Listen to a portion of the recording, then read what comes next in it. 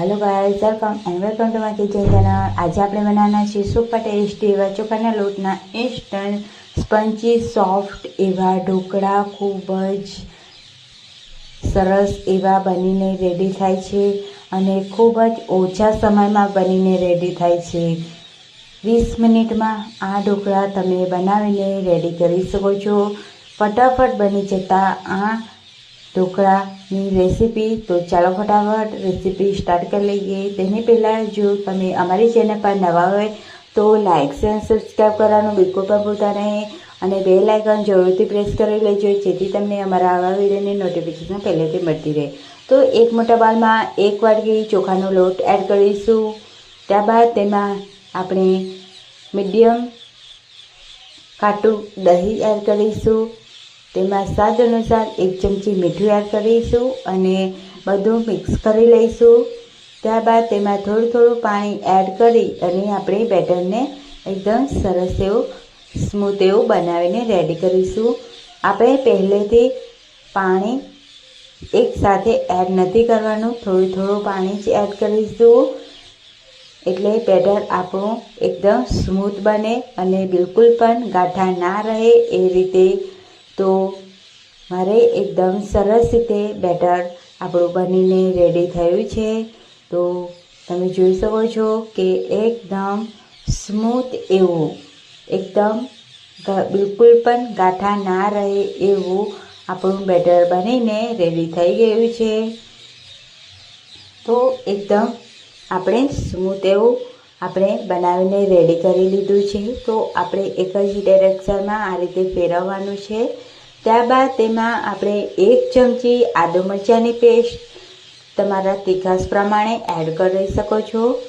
ત્યારબાદ તેમાં આપણે બેકિંગ સોડા એડ કરીશું અને લીંબુથી આપણે એક્ટિવેટ કરી લઈશું।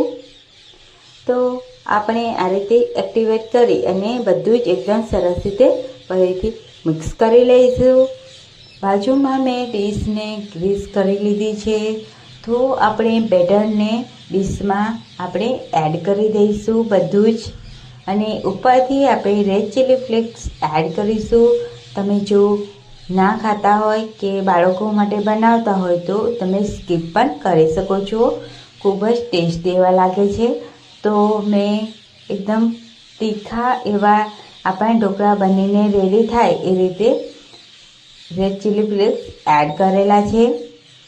તો તમે જોઈ શકો છો કે એકદમ સરસ એવા આપણા બનીને રેડી થઈ ગયું છે। તો હવે આપણે તેને આ રીતે ચપ્પાના મદદથી તેને કટ કરી લઈશું।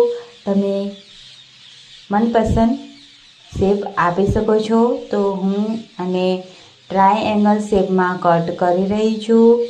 તો એકદમ સરસ રીતે આપણા ઢોકળા બનીને રેડી થઈ ગયા છે। તો તમે જોઈ શકો છો એકદમ જાળીદાર, એકદમ સોફ્ટ અને એકદમ સ્પંચી બનીને રેડી થયા છે। તો એક પેનમાં આપણે તેલ એડ કરી, 1 ચમચી રાઈ, 1 ચમચી તલ એડ કરી, મીઠા લીમડાના પાન, ધાણા એડ કરીને આ રીતે એકદમ સરસ રીતે મિક્સ કરીશું અને તડકાને આપણે ઢોકળા પર આ રીતે છાંટી દઈશું। તો આપણા ગરમા ગરમ ઢોકળા એકદમ બનીને રેડી થઈ ગયા છે। તમે ચા નાસ્તા સાથે કે બાળકોને લંચ બોક્સમાં પણ આપી શકો છો, ખૂબ જ ટેસ્ટી એવા લાગે છે। તો આ રેસીપી જરૂરથી ટ્રાય કરજો અને મને કમેન્ટમાં જણાવજો કે તમને આજની રેસીપી કેવી લાગી ફ્રેન્ડ્સ।